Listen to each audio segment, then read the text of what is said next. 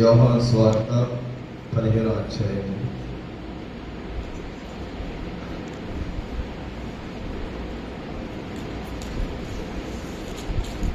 6-7 వచనాలు చదువుకుందాం.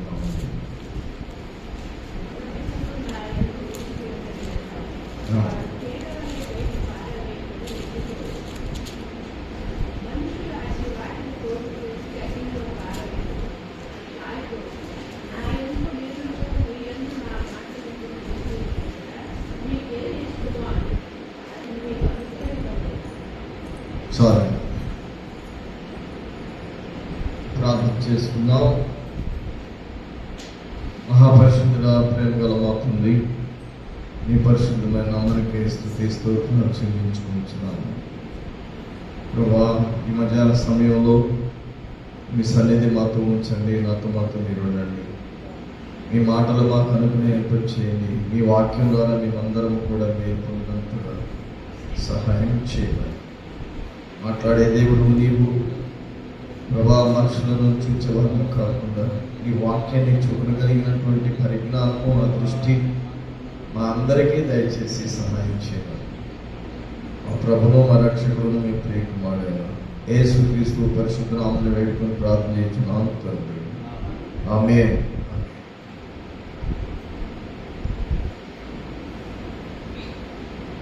దేవుడు ప్రేమై ఉన్నాడు. ప్రేమ, దేవుడు ప్రేమ స్వరూపి. ప్రేమ లేనివాడు దేవుని ఎరుగడు. దేవుని తెలుసుకోవాలంటే ప్రేమ కావాలి. ప్రేమ అంటే ఏం ప్రేమ? ఆత్మ సంబంధమైన ప్రేమ, లోక సంబంధమైన ప్రేమ, భౌతిక సంబంధమైన ప్రేమ ఉంది, ఆత్మ సంబంధమైన ప్రేమ ఉంది. దేవుడు లోకమును ఎంతో ప్రేమించను అని రాయబడింది.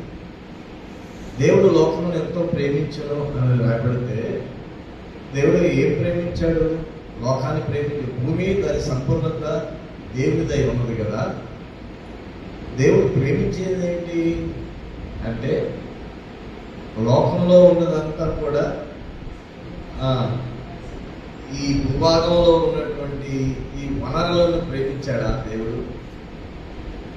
ఈ పొలము నాది, ఈ పర్వతము నాది, ఈ సముద్రము నాది, ఆ చెరువు నాది, ఈ అరణ్యము నాది అనడానికి సమస్తము ఆయనదే, సమస్తము ఆయన మూలముగా కలిగను. దేవుడు లోకమును ఎంతో ప్రేమించను అని రాయబడి ఉంది.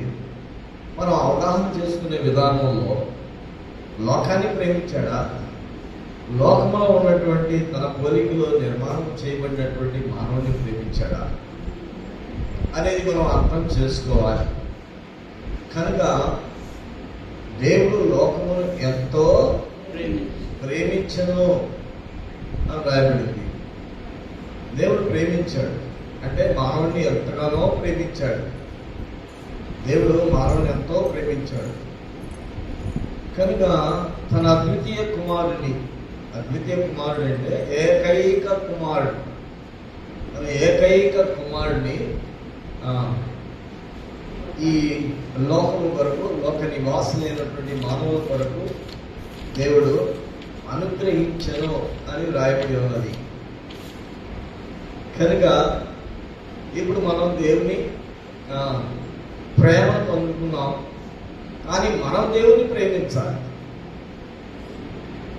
ఈ అన్యోన్యమైనటువంటి బంధము, దేవుడు మనల్ని ప్రేమించి ఆయన చేసినటువంటిది త్యాగం ఏమిటంటే తన కుమారుడిని పంపించాడు. తన కుమారుడు పంపించిన ఉద్దేశం ఏమిటి? మానవుడు క్రమం తప్పాడు, న్యాయం తప్పాడు, నీతి తప్పాడు, దేవుని యొక్క పరిశుద్ధతను తప్పాడు. దేవుడు యథార్థవంతునిగా మానవుని సృజించను అని రాయబడింది. కానీ యథార్థత తప్పిపోయాడు. యథార్థత తప్పినటువంటి మానవుని మరలా యథార్థవంతునిగా చేయడానికి దేవుని యొక్క ఉద్దేశమై ఉంది. ఆ ప్రణాళికలో తండ్రి తన కుమారుని లోకానికి పంపించినారు. కనుక పంపించి ముందుగా యోహాను ఈ లోకానికి వచ్చిన తర్వాత ఆయన గురించి ప్రకటిస్తూ ఏం చెప్పాడంటే యోర్దాను నదిలో బాప్తిసం ఇచ్చాడు. అవునా కదండి, యోర్దాను నదిలో బాప్తిసం ఇచ్చాడు. ఇప్పుడు మనం చూస్తే చాలా మంది నదుల్లో బాప్తిసం తీసుకోవాలి అని, కొంతమంది సముద్రాల్లో బాప్తిసం తీసుకోవాలి, ఎలాగ ఆ నది ప్రవాహంలో బాప్తిసం తీసుకోవాలి, లేదా పర్వాలేదు లేదే ఒక తొట్టులోనైనా తీసుకోవచ్చు అని కొంతమంది కన్వీనియన్స్ లేదు దాన్ని బట్టి.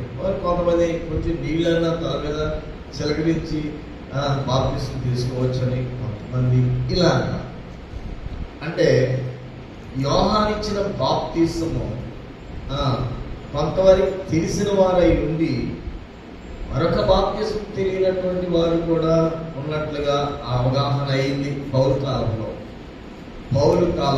పౌలు స్వార్థ ప్రకటిస్తున్నప్పుడు వారు కేవలము యోహాను ఇచ్చిన బాప్తిసము మాత్రమే ఎరిగి ఉన్నారు అనేది రాయబడింది.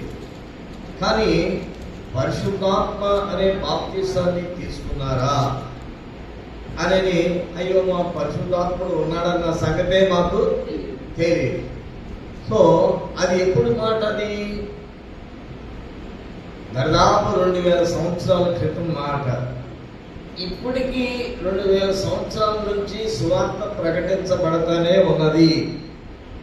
ఈ సత్య సువార్త ప్రకటించబడుతూనే ఉన్నది. కానీ ఆ సువార్త వింటున్నాము, కానీ ఇంకా ఆ పరిశుద్ధాత్మ ద్వారా బాప్తిసము పొందుకునే ఆ అనుభవాలు తెలియదు. ఇంకా బాప్తిసం అనేది ఏమిటి, దాని అర్థం తెలియట్లా మనిషి. నా వెనుక వచ్చేవాడు నాకంటే గొప్పవాడు, నేను ఆయన చెప్పులు విప్పటికైనను నేను యోగ్యుడు కాను, నేను నీడలో మీకు బాప్తిసం ఇస్తున్నాను, ఆయన అగ్నిలోను పరిశుద్ధాత్మలోను బాప్తిసం ఇచ్చును అని. అగ్నితోను, అక్కడ ఇంకొక మాట ఏమైనా కింద రిఫరెన్స్ లో అగ్నితోను పరిశుద్ధాత్మతోను బాప్తిసము ఇచ్చును అని రాయడం. కనుక ఇక్కడ అగ్ని బాప్తిసము ఏమిటి, పరిశుద్ధాత్మ బాప్తిసం ఏమిటి, నీడ బాప్తిసం ఏమిటి, ఇది మనకి అర్థం కావాలి. లోకంలో మనం నమ్మిన విధానాన్ని బట్టి, దేవుని నమ్మిన విధానాన్ని బట్టి లోకరీతి క్రైస్తవత్వమా, క్రీస్తునందు మొట్టమొదటిగా అంత్యోక్యలో క్రైస్తవులు అనబడేది అన్న మాటలో క్రైస్తవులమా, అది కూడా మనం నేర్చుకోవాల్సిన వారం కదా. కనుక క్రైస్తవులని జాబితాలో ఉన్నాం, కానీ నిజముగా ఇతడు ఇశ్రాయేలీయుడు అని ప్రభు సాక్ష్యం ఇచ్చారు నతానేలు విషయంలో. అవునా కదండి, నిజముగా ఇతడు ఇశ్రాయేలు, నిజముగా ఇతడు క్రైస్తవుడు అని సాక్ష్యం రావాలి కదా మనకి. నిజముగా ఇతడు క్రైస్తవుడు అనే సాక్ష్యం. ఏదో మనం పేరుకి క్రైస్తవులమా, నిజమైన క్రైస్తవులమా, ఇది కూడా మనం అవగాహన చేసుకోవాలి. కొన్ని విషయాలు చాలా మనకి నేర్చుకుంటున్నాం. సహవాసము దేవుడు ఏర్పాటు చేశాడు, ఆ సహవాసంలో మనము ఆకర్షించబడ్డాము, ఆ సహవాసంలో మనం నిలిచి ఉన్నాము. నిలిచి ఉన్నప్పుడు అనేక విషయాలు మనం తెలుసుకుంటున్నాం. ఏదో వరక తెలుసుకొని విడిచిపెట్టడానికి దేవుని వాక్యం కాదు. వాక్యము తెలుసుకొని ఆ వాక్య ప్రకారముగా జీవించడానికి దేవుని వాక్యం. ఎప్పుడైతే ఆ వాక్య ప్రకారంగా మనం జీవించగలుగుతామో అప్పుడు ఆయన వారం అవుతాం, దేవుని వారం అవుతాం, దేవుని సంబంధం అవుతాం. కనుక లోకంలో వాక్యము వింటున్నాం.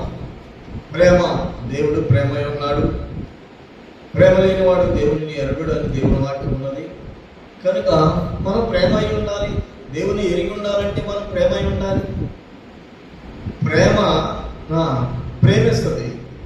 ప్రేమ ప్రేమించినప్పుడు ప్రేమ అధికమవుతుందా తగ్గుతుందా? అమ్మా అదే ద్వేషిస్తే ద్వేషం అనేది ఉంది, ద్వేషిస్తే ద్వేషం అధికం అవుతుంది. ప్రేమ అధికం చేసుకోవాలి. అయితే ద్వేషం ఉంది, ప్రేమ ఉంది. లోకంలో ప్రేమ ఉంది, ద్వేషం ఉంది. నువ్వు ప్రేమై ఉన్నావు, నీ సహోదరుడు లోకంలో ఉన్నటువంటి ద్వేషమై ఉన్నాడు. ద్వేషాన్ని ఏం చేయాలి?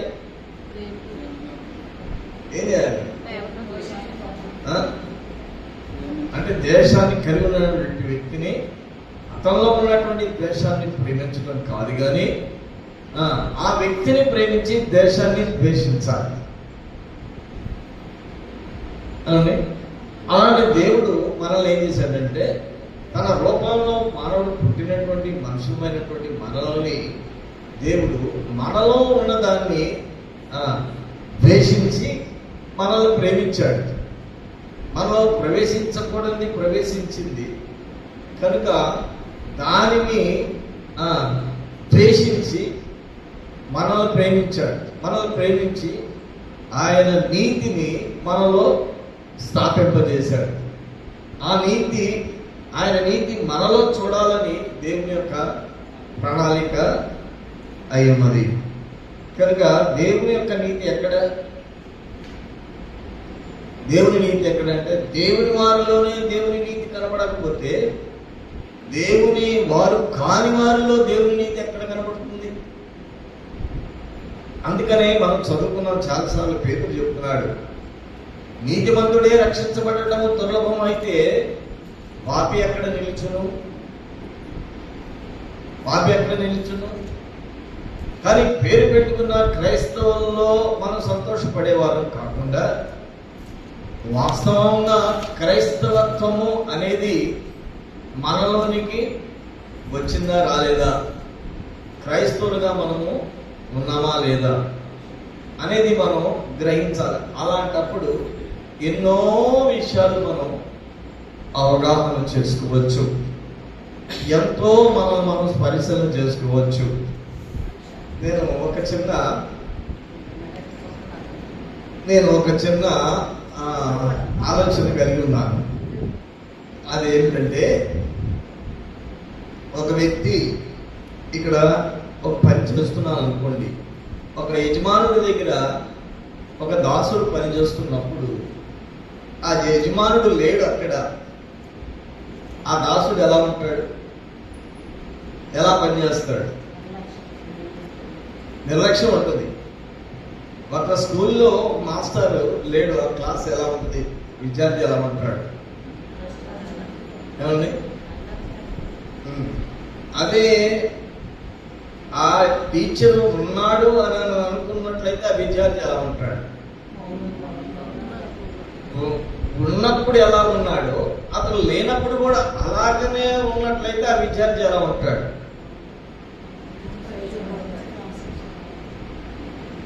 యజమానుడు లేడు కానీ ఉన్నాడు అని అనుకొని మనసులో పెట్టుకొని పనిచేసేవాడు ఎలా ఉంటాడు?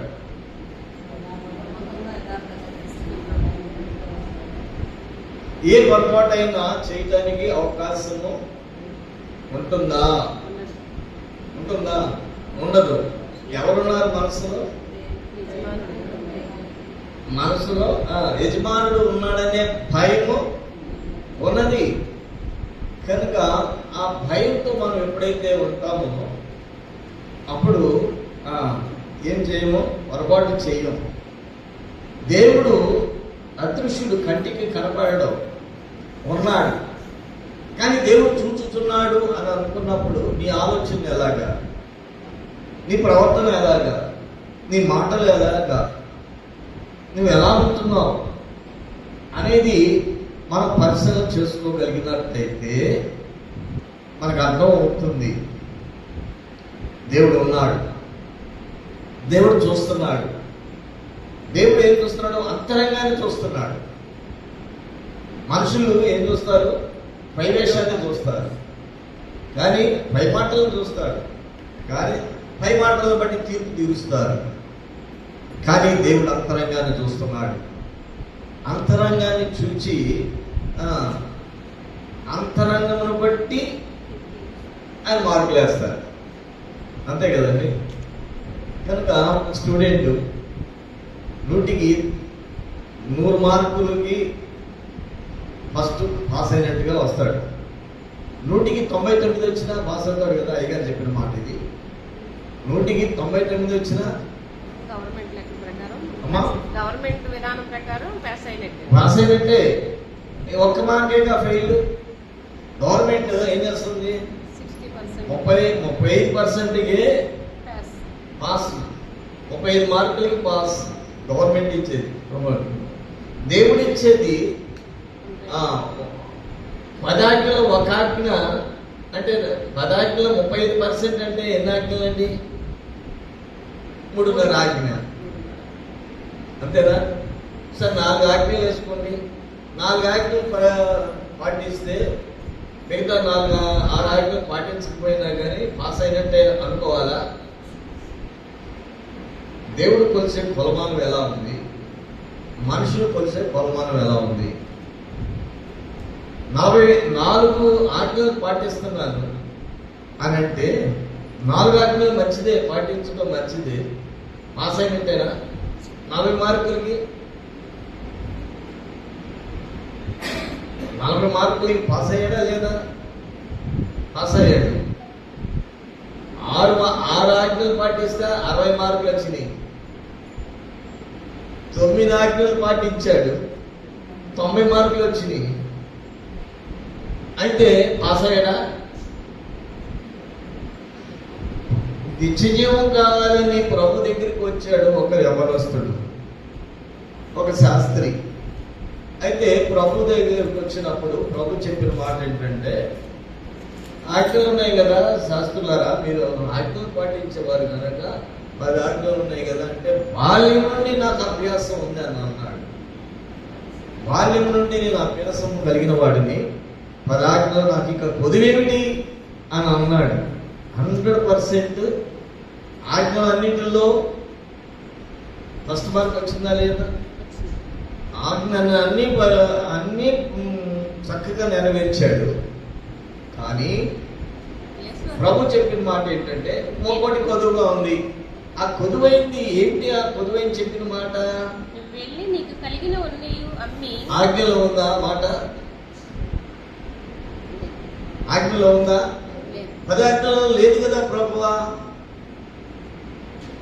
10 ఆజ్ఞలో లేదు కదా. నేను 10 ఆజ్ఞలు పాటిస్తున్నాను, మరి నువ్వు చెప్పిన మాట 10 ఆజ్ఞలో లేదు కదా. మరి నిత్య జీవానికి చేరాలని అంటే ఆజ్ఞలో ఉందా మాట? నీ ఆస్తి అంతా అమ్మి పేదలకు పెట్టి నన్ను వెంబడించము, పరలోకంలో నీ నన్ను అధికం అంటే, దేవుడు పరలోకంలోనికి ప్రవేశించడానికి ఒక వ్యక్తికి ఆజ్ఞల వరకే పరిమితం కాలేదండి. యేసుక్రీస్తు మరి అప్పుడు బలి అర్పణ ద్వారా పాప విమోచన కలిగింది కదా ఇశ్రాయేలీలకి. ఎవరైనాను పాపం చేస్తున్నప్పుడు ఎడ్లనైనాను, గొర్రెలనైనాను, గోవులనైనాను నైవేద్యమునైనాను చెల్లించి అర్పణ చేసి పాప విమోచన ప్రాయశ్చిత్తము కలుగు చేసుకోవచ్చు కదా. మరి యేసుక్రీస్తు ప్రభువుని ఎందుకు పంపించారు? పాపమునకు విమోచన జరగట్లేదు కనుక యేసుక్రీస్తు ప్రభు ఈ లోకానికి వచ్చిన తర్వాత బలి అర్పణ ఆగిపోయింది. ఇప్పుడు బలులు చేస్తున్నారు. బలులు ఎవరైనా అర్పిస్తున్నారా? లేదు. పాపానికి ప్రాయశ్చిత్తం ఉన్న బలి ఎవరు అర్పించటం లేదు. రక్త ప్రోక్షణ లేదు. రక్త ప్రోక్షణ ఏమైపోయింది? జరిగిపోయింది. అందుకని దేవుడు ఏమంటున్నాడంటే, యేసుక్రీస్తు ప్రభు బాప్తిసము తీసుకుంటున్నప్పుడు యోహాను చేత ఆయన నివారణ చూశాడు అని రాయబడింది. ఎందుకంటే నీ చేత నేను బాప్తిసం తీసుకోవాల్సి ఉండగా నీవే నాకు నీకు యావత్తు ఇలా జరగవలసి ఉంది కనుక కానిమో అని అంటున్నాడు. అలాగ జరిగింది కనుక అక్కడ ప్రభు ఏమన్నాడంటే, ఏ సబ్జెక్ట్కి వెళ్ళాం మనం? ఇంటి ముందు మాట బలుల గురించి.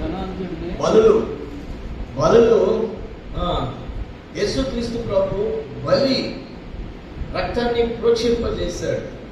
ఇక బలి లేదు, ఇప్పుడు బలి లేదు.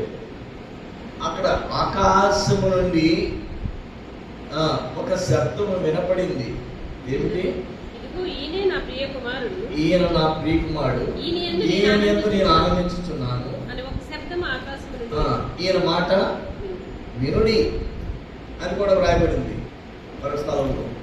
ఒక శబ్దం వినపడింది, ఈయన యందు నేను ఆనందించుచున్నాను, ఈయన మాట వినండి అని వ్రాయబడింది. కానీ ఆ దినాల్లో వారు యూదులు, ఇశ్రాయేలీయులు వారు యేసుక్రీస్తు ప్రభు యొక్క మాట వినలేదు. కానీ ఆయన సిలువ వేశారు. సిలువ అనేది దేవుని యొక్క ప్రణాళికే. యేసుక్రీస్తు ప్రభు అందుకోసమే వచ్చాడు. కానీ అక్కడ అందుకని ఎవరి మీద నేరం మోపడలేదు. ఎవరి కోసం వచ్చాడు? నా అంతటా నేను నా ప్రాణాన్ని అప్పగిస్తున్నాను, మరలా తిరిగి నా అంతటా నేను లేచి నా తండ్రి దగ్గరికి నేను వెళ్ళిపోతానని చెప్పి నా తండ్రి నాకు అప్పగించిన పనిని నేను సంపూర్ణం చేసుకుంటున్నాను అని ప్రభు చెప్పారు. ఇప్పుడు అగ్నితోనూ పరిశుద్ధాత్మతోనూ బాప్తిస్తము అనేది ఎలాగా? నీటితో బాప్తిస్తం అనేది సులువుగా తీసుకుంటున్నాం, మరి మాటికి పాపం చేస్తున్నారు కదా. అబద్ధం అనేది అన్నిటికంటే ముఖ్యంగా తొందరగా వచ్చి నేనున్నాను అని చెప్తుంది.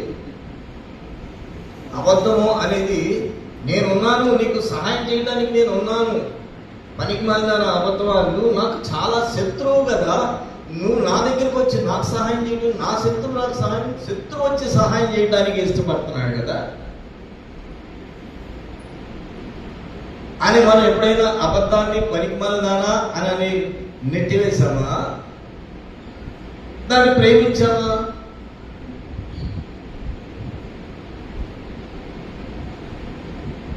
అవునండి.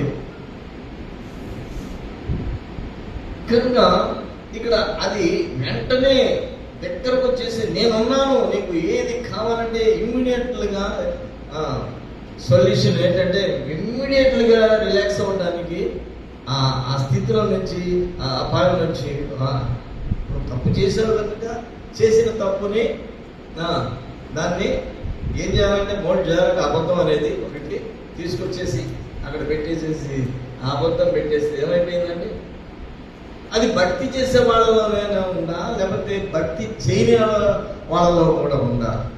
భక్తి చేయని వాళ్ళలో ఉందా, భక్తి చేసే వాళ్ళలో కూడా ఉందా?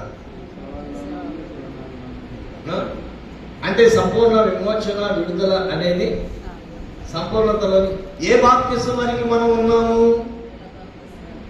ఏమా ఏ బాప్తిసం వరకు ఉన్నాము? ఏ బాప్తిసం అంటే ఈ బాప్తిసమే మీకు తెలుసు, యోహాను బాప్తిసం వరకే మీకు తెలుసుకొని ఉన్నాము. పరిశుద్ధాత్మ బాప్తిసం ఉన్న సంగతి, అగ్ని చేత బాప్తిసం పొందవలసిన సంగతి మాకు ఇంకా తెలియదు అని అన్నారు. అయ్యో తెలియదా? పరిశుద్ధాత్ముడు ఉన్నాడన్న సంగతి తెలియదా? ప్రభు చెప్పారు, నేను వెళ్తున్నాను నా తండ్రి దగ్గరికి, నా తండ్రి దగ్గర నుంచి ఉత్తరవాది ఆదరణకర్త మీ మధ్యకు పంపిస్తున్నాడు, ఆయన మిమ్మల్ని సర్వసత్యంలోనికి నడిపిస్తాడు అని ఉంది. మనం అందరం లోకాన్ని చూస్తున్నాం, మనుషులను చూసుకుంటున్నాం, కానీ దేవుని వాక్యము, పరిశుద్ధమైన వాక్యము వివరించడానికి, తెలుసుకోవడానికి, అర్థం చేసుకోవడానికి జ్ఞానం లేదు మనం.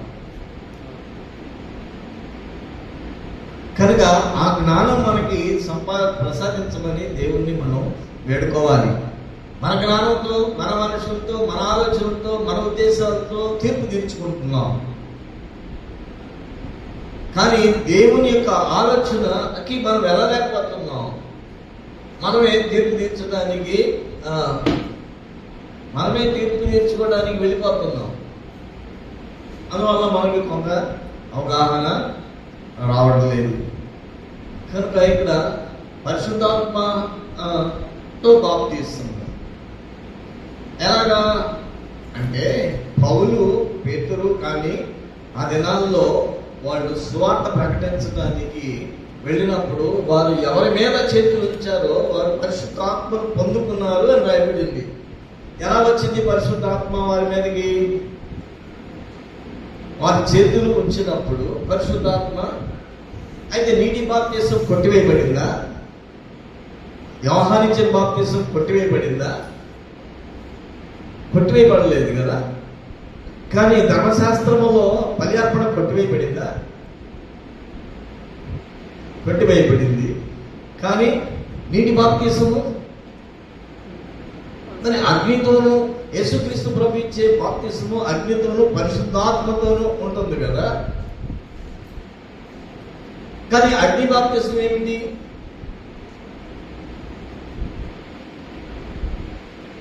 ఆ బాప్తిసము ఎప్పుడైతే మనం పొందుతామో, అగ్ని బాప్తిసం అంటే ఏంటి? అగ్నిలోకి వెళ్ళి బాప్తిసం తీసుకోండి. నీటి బాప్తిసం అంటే నీటిలోకి వెళ్ళి మునిగి బాప్తిసం. నీటిలో బాప్తిసం అంటే కొన్ని చిలకరింపు బాప్తిసం ఉంది, తొట్టిలో బాప్తిసం ఉంది, నదిలో బాప్తిసం తీసుకుంటున్నాము. ఈ డిఫరెంట్ మనకు తెలుసు. అయితే అగ్ని బాప్తిసం అంటే ఏంటి? అగ్నిలోకి వెళ్ళి బాప్తిసం తీసుకోవడమా? ఆ అర్థం ఏమిటి? అది మనకి అర్థం కాదు. అంటే అది అంటే అగ్నితోనూ అని రాయబడింది. అగ్నితో అంటే అగ్నితో బాప్తిసం. ఎవరైనా అగ్నిలో బాప్తిసం తీసుకున్నారా? అంటే పాపం అనేది దేవుడు దహించు అగ్ని అయి ఉన్నాడు అని రాయబడి ఉంది కనుక ఆ అగ్ని అంటే దేవుడు దహించు అగ్ని. అంటే పాపాన్ని కాల్చివేయగలిగినంత శక్తి ఆయనకు ఉంది. కనుక దేవుని దగ్గర నుంచి మనం చూస్తే ఎక్కడ చూసినా కానీ క్షమించటము, ప్రేమించటమే కనబడుతుంది. కానీ శిక్ష వేయటం అనేది భూమి మీద ఎవరికైనా శిక్ష వేశారా? యేసు ప్రభు వచ్చిన తర్వాత క్రొత్త నిబంధనలో శిక్ష వేయబడిందా? ఎవరు? లేదు. కనుక దేవుడు దహించు అగ్ని అయి ఉన్నాడు. ఆ అగ్ని ఏమవుతుంది? ప్రతి పాపంని కాల్చివేస్తుంది. కాల్చివేసినప్పుడు పాపం యొక్క రూపం కనపడుతుందా? కాల్చినప్పుడు ఏమండి? పాపం యొక్క రూపం కనపడుతుందా? కనపడట్లేదు. అది ఏమైపోయింది? కాలిపోయింది, బూడిదైపోయింది. ఆ బూడిద తీసుకెళ్లి పితృని వాకులో కలిపేశారని అక్కడ రాయబడింది. కనుక ఈ బూడిద ఆకారం లేదు, పాపానికి ఆకారము లేదు. అప్పుడు శుభ్రమైనటువంటి ఈ యొక్క హృదయము, ఆ పాపము ఏమైందంటే పరిశుద్ధాత్మతో నింపుదల, పరిశుద్ధాత్మ శక్తితో నింపుదల. అప్పుడు పరిశుద్ధాత్మ దేవుడు మనలోనికి ప్రవేశించిన తర్వాత పరిశుద్ధాత్మ దేవుడు చేసే చర్య ఏంటి? అబద్ధాలు ఆడటం ఉంటుందా? అక్రమం అంటే నెరవేర్పు అంటే ధర్మశాస్త్రము యావత్తు నెరవేర్పు ఉంది. ధర్మశాస్త్రములో లేనటువంటి ప్రభు యొక్క నియమము, క్రీస్తు యొక్క నియమము కూడా అందులో దాగి ఉంది పరిశుద్ధాత్మ బాప్తిస్మములో. ఆ పరిశుద్ధాత్మ బాప్తిస్మము పొందినటువంటి వారికి ఆ శాస్త్రికి అర్థం కాలేదు. బాల్య దినముల నుంచి నేను పదార్థాలు పాటిస్తున్నాను అని అన్నాడు. నీకు కొదువు ఉంది అని అన్నాడు. ఆ కొదువు ఏమిటయ్యా అని అంటే నీ ఆస్తి అమ్మి పేదలు. మరి ధర్మశాస్త్రంలో పదార్థంలో అది లేదు కదా అని ప్రశ్న వేయచ్చు కదా. ఆస్తి అంతా అమ్మి పేదలు పెట్టి నన్ను అంటే ఎందుకు చెప్పాడు ప్రభు అలాగా? పరలోక ధనాన్ని సమకూర్చుకోవడానికి నీ ఆస్తి అధికమవుతుంది. ఎక్కడ? పరలోకంలో నీ ఆస్తి అధికమవుతుంది. ఎందుకంటే ఆయన అడిగింది ఏంటంటే పరలోకంలో ఎవరు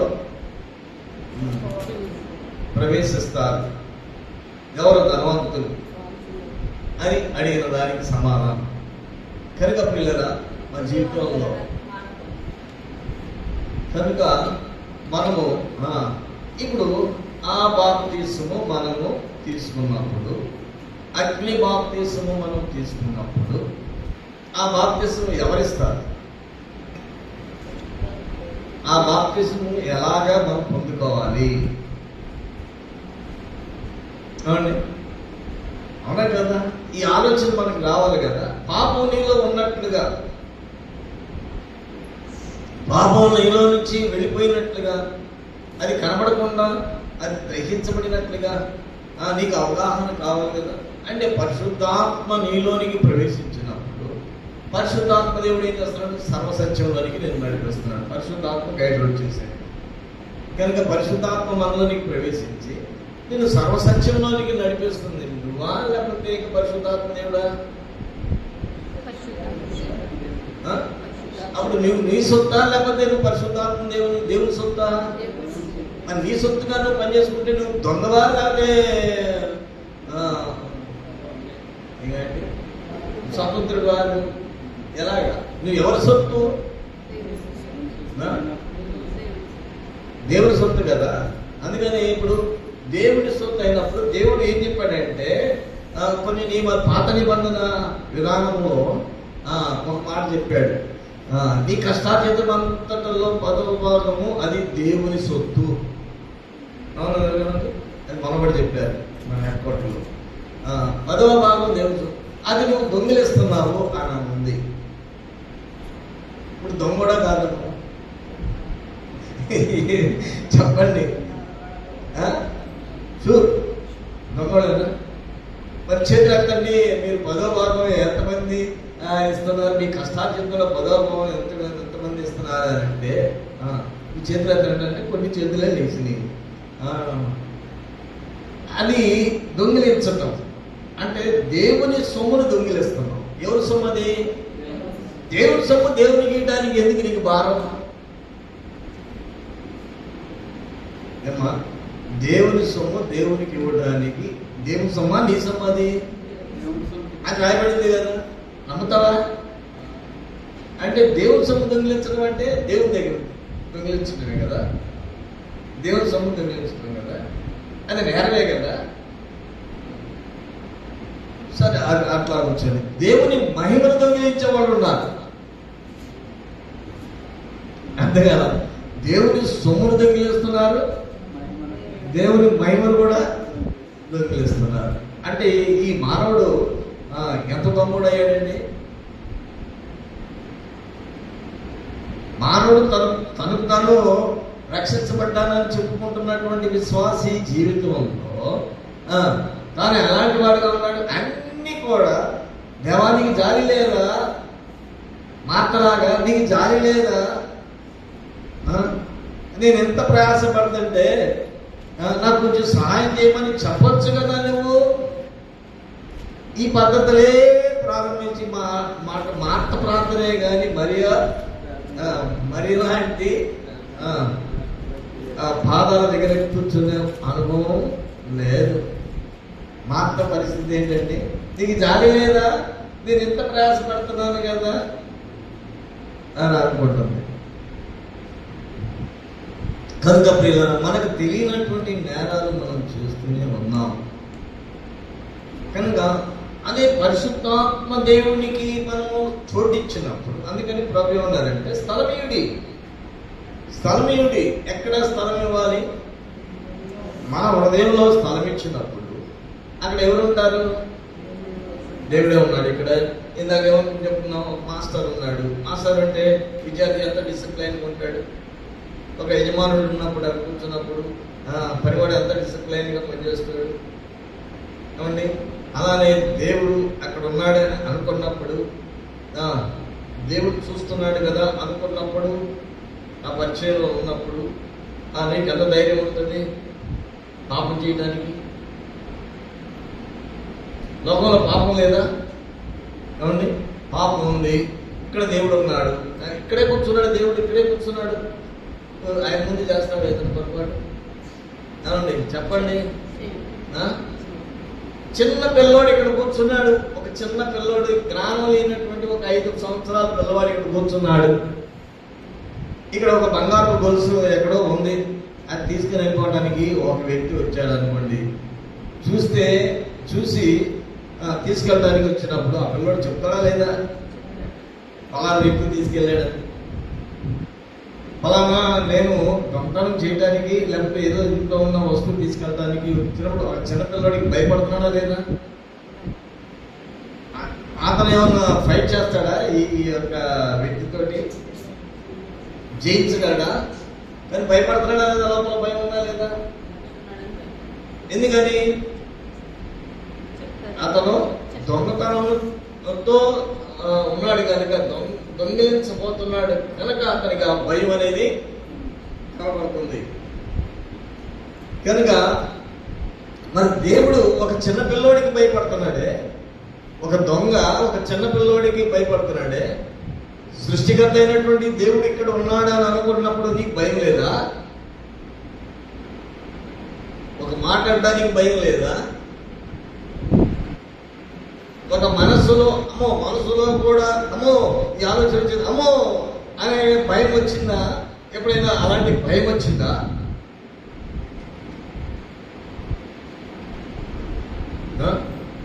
మనుషులు వివాదాలు పెంచుకుంటున్నారు, ప్రేమను పెంచుకోలేకపోతున్నారు, ద్వేషాన్ని పెంచుకుంటున్నారు. అది ఎంతవరకు వెళ్ళిపోతుందండి? ద్వేషం అయిపోయి ఏమవుతుంది? దహించి వేస్తుంది. ఉన్నదంతా కూడా కాల్చుకుంటున్నాం, ఉన్న భక్తిని కూడా పోగొట్టుకుంటున్నాం. కానీ అదే దేవుడు ఉన్నాడు అని అనుకుంటే ఆ పరిశుద్ధ ఆ మనస్సాక్షి నీతో మాట్లాడుతున్నదా? దేవుడు ఇక్కడ ఉన్నాడు అని అన్న మనస్సాక్షి నీతో మాట్లాడుతున్నదా? ఇది చేయకూడదు. ఆ మనస్సాక్షిని వాతవేయబడిన మనస్సాక్షిని చంపుకొని భక్తి చేస్తున్నామా? మనస్సాక్షిని బ్రతికించుకొని భక్తి చేస్తున్నామా? ఆలోచించండి. దేవుడి సొమ్ము దేవుడికి ఇవ్వడానికి మనం దొంగలం అయిపోయాం కదా. దేవుని మహిమపరచడం, దేవుని మహిమను దేవునికి ఇవ్వడానికి మనం దొంగలం అయిపోతున్నాం కదా. అవునా కదా? అప్పుడు నేను పర్ఫెక్ట్ అనేది మనం ఎలా చెప్పగలుగుతాం? అయినప్పటికీ కూడా దేవుని చేత యథార్థవంతుడు నీతిమంతుడు దేవుని యందు భయభక్తులు కలిగిన వాడు, భూమి మీద ఇతని వంటి వాడు లేడని ఏవో విషయంలో దేవుడు ఇచ్చిన సాక్ష్యాన్ని బట్టి ఆయన కూడా అలానే జీవించాడు. ఏమన్నాడండి? యెహోవా ఇచ్చెను,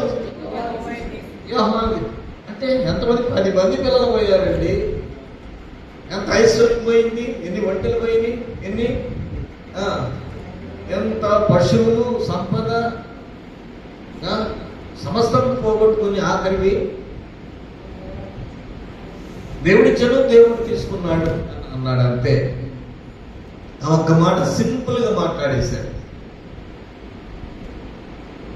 మరి అలాంటప్పుడు ఆ స్థితిలో తన స్నేహితులు వచ్చి తను ఆదరించడానికి వచ్చినటువంటి వారిని చూసి వాళ్ళు కూడా బట్టలు చెంపుకొని ఏడ్చారు, కూడా పైన కోసుకొని ఏడ్చారు. ఏంటి ఇలాంటి పరిస్థితి అని. అయినా వాళ్ళు ఒకవేళ పరిశీలన చేసుకొని మాట్లాడుతున్నప్పుడు అలాగా ఆదరించడానికి మీరు వచ్చారు కానీ ఆ పేరుతోటి నన్ను ఆదరించలేకపోతున్నారు అని అంటున్నప్పుడు దేవుడు సుడిగాలిలో నుంచి ఏమితో మాట్లాడుతున్నప్పుడు మాట్లాడుతున్న మాట ఏంటంటే, జ్ఞానము లేని మాటలు చెప్పి ఆలోచనను చెరుపుచున్న వీడెవడు? పౌరుషము తెచ్చుకుని నీ నడుము బిగించుకును, నేను నీకు ప్రశ్న వేయుదును, నీవు దానిని నాకు తెలియజేయము. నేను భూమికి పునాదులు వేసినప్పుడు నువ్వు ఎక్కడ ఉంటివి? నీకు వివేకము కలిగి ఉండేడన చెప్పు. అవన్నీ చెప్పుకుంటూ వచ్చిన తర్వాత ఆ మాటలు విన్న తర్వాత ఏమంటున్నాడండి? 42 చదువుకుంటున్నా. వినికిడి చేత నిన్ను కూర్చుని నేను వింటిని. అయితే ఇప్పుడు నేను కనులారా నిన్ను చూచుచున్నాను. ఇప్పుడు నేను కనులారా చూస్తున్నాను. కావున నన్ను నేను అసహించుకుని అసహించుకొని, అది ఆ మాట కోసం నేను తీశాను. ఇప్పుడు ఆ మాట ఎవరిని అసహించుకున్నాడండి? ఎవరు అంటే దేవుడు ఏం సాక్షి ఇచ్చాడు? ఏ విషయంలో? ఊజు దేశంలో అంతటి భక్తిపరుడు లేడు ఆయన. అంతటి గొప్ప వ్యక్తి, దేవుడి చేత ప్రశంసించబడినటువంటి వ్యక్తి ఏమనుకుంటున్నాడు? తనలో తాను దేవుడు మాట్లాడిన తర్వాత ఏం మాట్లాడుతున్నాడు? నన్ను నేను అసహించుకొని ధూళిలోను బూడిదలోను పడి పశ్చాత్తాపడుచున్నాను. ఉందా భక్తి? భక్తి ఉందండి మనకి? పశ్చాత్తాపడి భక్తి ఉందా? ధూళిలోను బూడిదలోను పడి పశ్చాత్తాపడుతున్నా నేను. నీకేమని మాట్లాడుతాను? నేను మాట్లాడలేను. ఇక వినికిడి గురించి నేను విన్నాను, కానీ ఇప్పుడు ముఖాముఖిగా నీవు నాతో మాట్లాడుతూ నేను విన్నాను అని ఏమంటాడంటే, మరి ప్రజలందరికీ ఎలా ఉన్నాడండి? అసలు దేవుడే సాక్ష్యం ఇచ్చాడు. ఏబు విషయంలో ఎలాంటి సాక్ష్యం ఇచ్చాడు? అలాంటి సాక్ష్యం కలిగినటువంటి ఏబు కూడా ఏమంటాడు? నన్ను నేను అసహించుకో.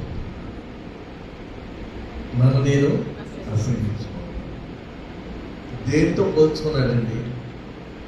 దేవుణ్ణి చూస్తూ దేవునితో పోల్చుకున్నాడు. విన్నాడు కానీ ఇప్పుడు ముఖాముఖిగా చూస్తున్నాడు, దూచుకున్నాడు. దేవునితో ఏమనుకున్నాడు? దూచుకున్నాడు. కానీ దేవుడు తనవలే ఒక మాట, దేవుడు చెప్తున్న మాట ఏంటంటే, నేను పరిశుద్ధులను మీరు పరిశుద్ధులు కండి. దేవుడు చెప్పే మాట అంటే దేవుని యొక్క ఉద్దేశం ఎంత? మనల్ని పరిశుద్ధులుగా చూడాలని, మనం పరిపూర్ణంగా ఉండాలని. కానీ అక్కడ పశ్చాత్తాపం అనేది తనకి వచ్చినప్పుడు, ఆయన ఆ బూడిదలో కూర్చొని ఆ ధూళిలో కూర్చున్నప్పుడు, పశ్చాత్తాపడ్డప్పుడు దేవుడు ఏబుని అంగీకరించాడు. కనుక ప్రియులారా, మనుషులను చూస్తున్నాం, దేవుని చూడటం లేదు. మనుషులను చూచి మనుషుల తప్పులు చూస్తున్నాం, మనుషుల యొక్క పొరపాట్లు చూస్తున్నాం.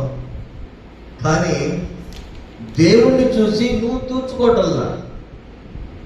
దేవుని చూసి నువ్వు తూచుకున్నట్లయితే నీకేం కనపడుతుంది?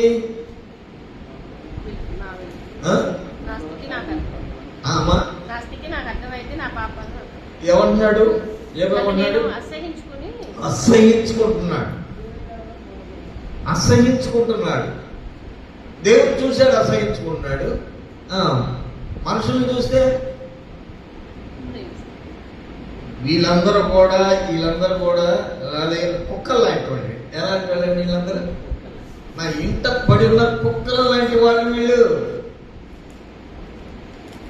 అన్నాడు ఒక సందర్భంలో ఆ మహంతో. కానీ మరి దేవుడు మరి అలాగా ఏపును కూడా సెర్చ్ చేశాడు. అక్కడ వీళ్ళరా భక్తి యొక్క వ్యక్తి ఎంత ఉందో ఆలోచించండి. భక్తి యొక్క బలం ఎంత ఉందో ఆలోచించండి. కనుక ఇక్కడ నేను చెప్పాలనుకునేదంటే, మీరు నా యందు నిలిచి ఉండండి. మనం చదువుకున్న మాట 15వ అధ్యాయము.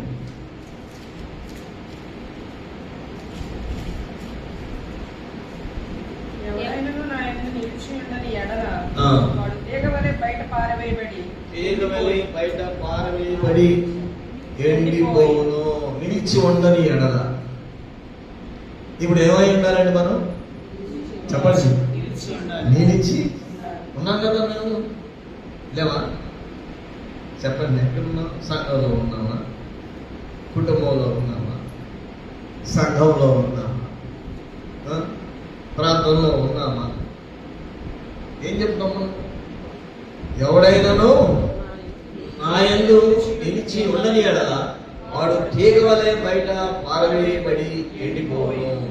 మనుషులు అట్టి వాటిని పోగు చేసి అగ్నిలో పారవేయుదురు, అవి కాలిపోవును. నిలిచి ఉండనియడ. నిలిచి ఉండేవారు, నిలవకుండా ఉండేవారు. నిలిచి ఉండేవారు, నిలవకుండా ఉండేవారు. ఇక్కడ ఇంకా మనం లోతులోనికి భక్తి విధానాల్లోనికి వెళ్తే నిలిచి ఉండే అనుభవంలో నిలవని వారముగా ఉన్నామా? బుద్ధి గల కనికులు, బుద్ధి లేని కనికుల గురించి రాయబడింది. మంట మీద వేయబడిన పునాది, ఇసుక మీద వేయబడిన పునాది అని రాయబడింది.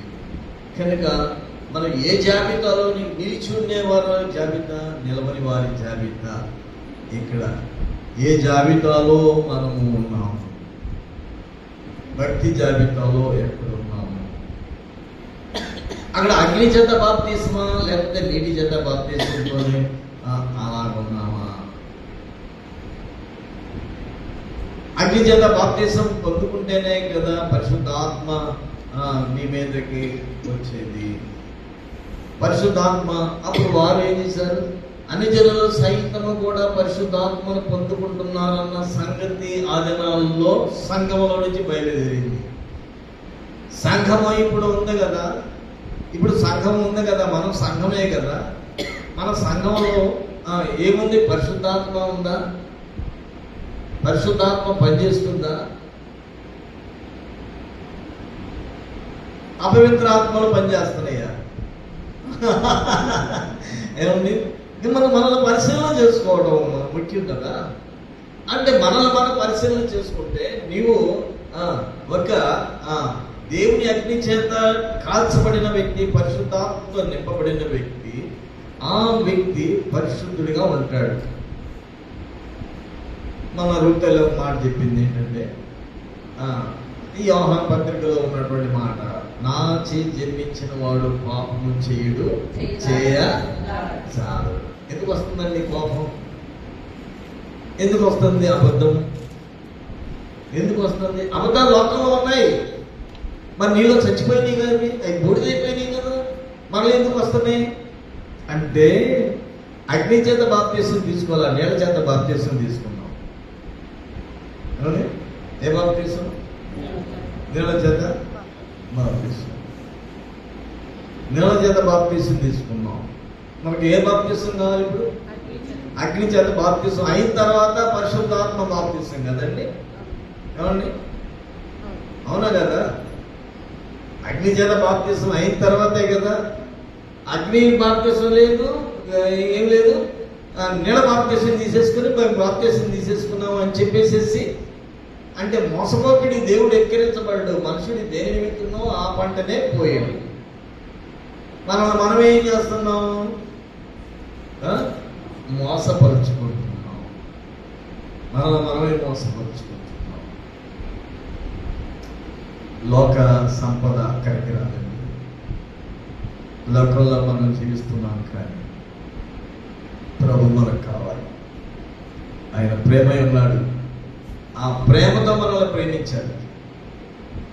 కనుక మనం ఆ ప్రేమతోటి ప్రేమించాలి.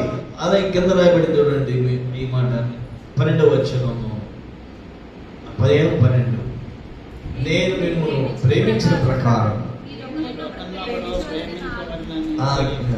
చూడండి ఎలాంటి ఆజ్ఞ అండి. ఈ దినాల్లో చాలా మందికి మధ్య ప్రేమ బంధము లేదు. భార్యాభర్తల మధ్య, అన్నదమ్ముల మధ్య, అక్క చెల్లెల మధ్య, తల్లిదండ్రుల మధ్య ప్రేమ బంధము ఏమైపోయిందండి? సన్నగిల్లిపోయింది. అసలు ప్రేమ అనే మచ్చు లేదు అక్కడ, పూర్తిగా పోయింది. ఎవరున్నాడు ప్రభు ఇక్కడ? నేను మిమ్మల్ని ప్రేమించిన ప్రకారము మీరు ఒకరినొకడు ప్రేమించాలి. అది ఆజ్ఞ. అది నా ఆజ్ఞ ఉన్నది అని ప్రభు చెప్తున్నారు. మీరు ఒకరినొకడు ప్రేమించవలన అనుటే నా ఆజ్ఞ. కనుక ఈ ఆజ్ఞ ఇది మనలో ఫుల్ఫిల్ అవుతుందా?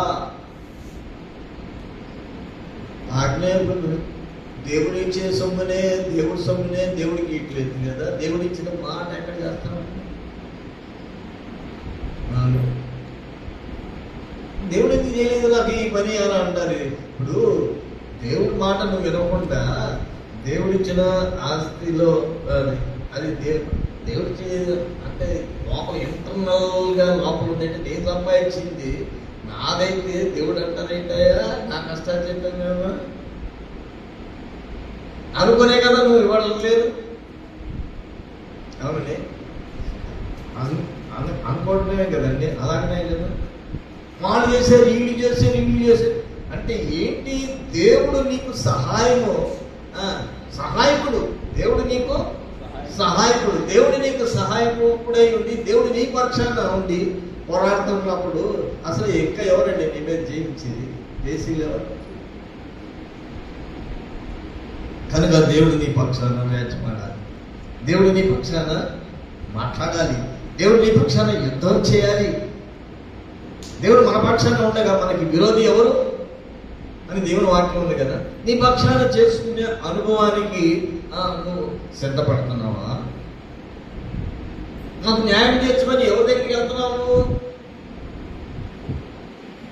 ఎవరి దగ్గరికి వెళ్తున్నావు? నాకు న్యాయం తెచ్చుకొని ఎవరి దగ్గరికి వెళ్తున్నావు? మనుషుల దగ్గరికి వెళ్తున్నావా? మనుషుల జడ్జిమెంట్ కావాలా? మనుషుల తీర్పా? ప్రార్థన చేయి దేవుని సన్నిధిలో. దేవుని సన్నిధిలో ప్రార్థన చేస్తే దేవుడు నీకు చూపించేది ఏంటి? అందుకని దేవుని దగ్గరికి వెళ్ళలేదా? దేవుని దగ్గరికి నువ్వు వెళితే దేవుడు నీకు చూపించేది ఏంటి? నీ దోషం నీకు చూపించే నేను చూసి అసహించుకుంటున్నారు. ఆ పాయింట్ రైట్ చేసుకుంటున్నారా మీరు? నన్ను నేను అసహించుకుంటున్నాను, దుమ్ములో ధూళిలో పడి పశ్చాత్తాపడుతున్నాను అన్నాడు దేవుడు. ఎందుకు? దేవుడే చెప్తున్నాడు ఈయన నీతిమంతుడని. మరి నువ్వు ఒక పాపివై ఉండి ఇంకా నేరాలు మోపేవాళ్ళగా ఉన్నామా లేకపోతే మోసేవారిగా ఉన్నామా? ఎలా ఉన్నాం? కాబట్టి దేవుని వాక్యం ఎంతగా ఉంది.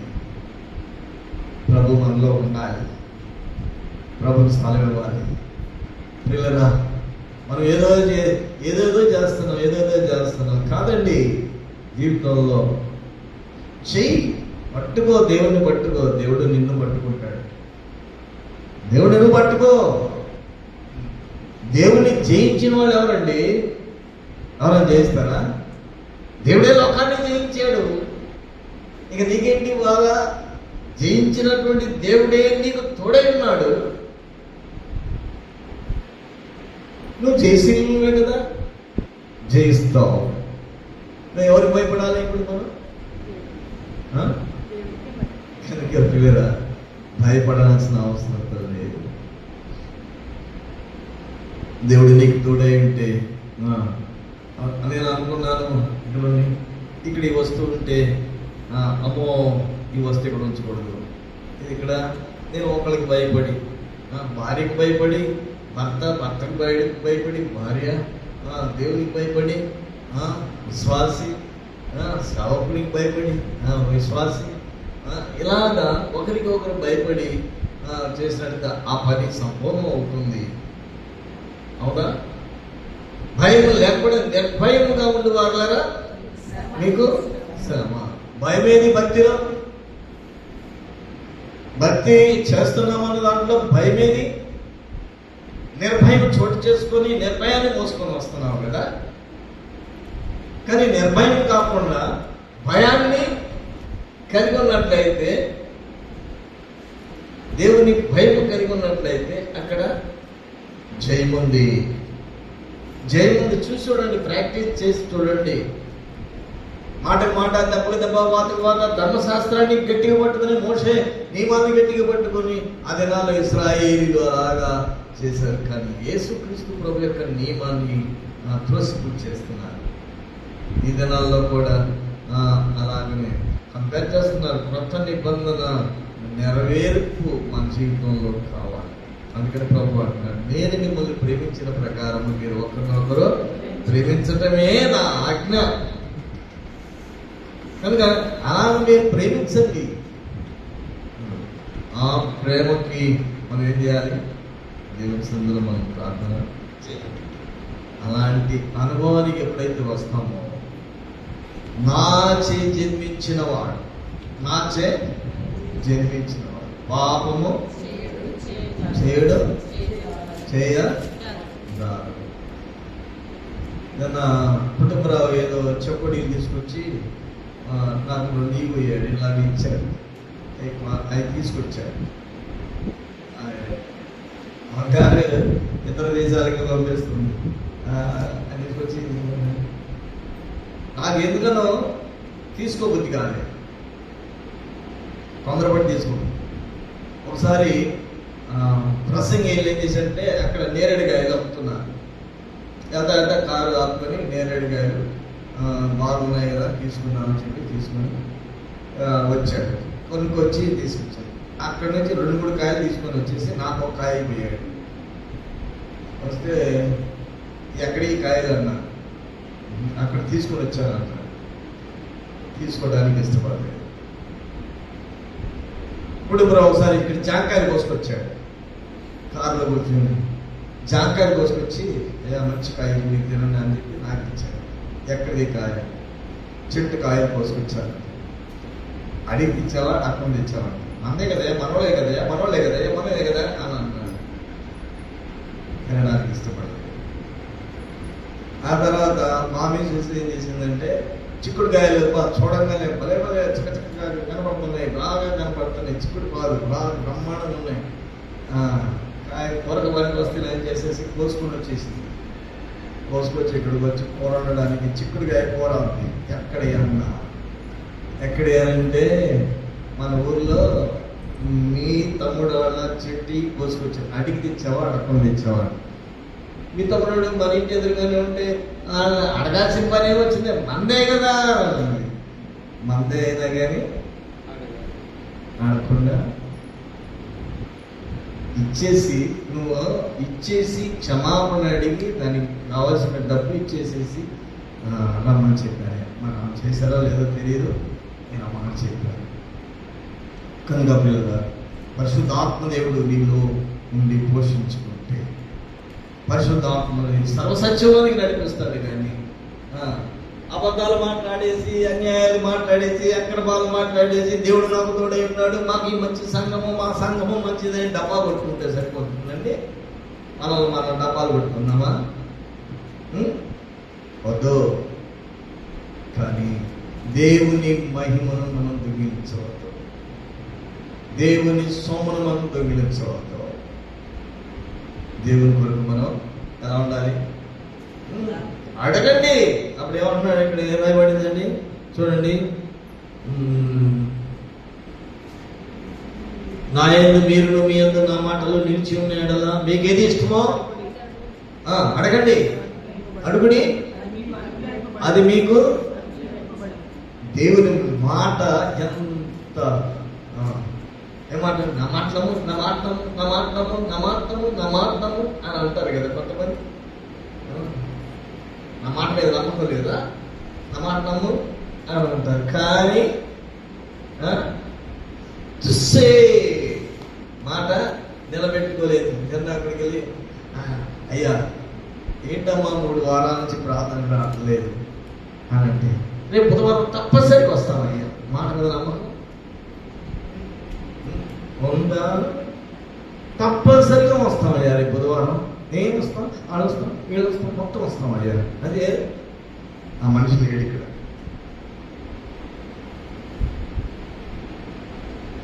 అంటే పరిశుద్ధాత్మ శక్తి నీలో నిలిచి ఉన్నట్లయితే మాటిచ్చావు కదా, ఏం చేస్తున్నావు? నిద్రపోతున్నావా? సోమరివాడ లే, ఇచ్చిన మాట నెరవేర్చు. అది ఈ దేహం ఎవరిది దేహము? నీ దేహం గారు నిద్రపోతావేంటి? నువ్వు అంకితం చేసింది ఎవరికి వివాహం చేసావు? దేవునికి వివాహం చేశావు కదా, దేవుంది కదా. మరి ఆ పని చెయ్యి.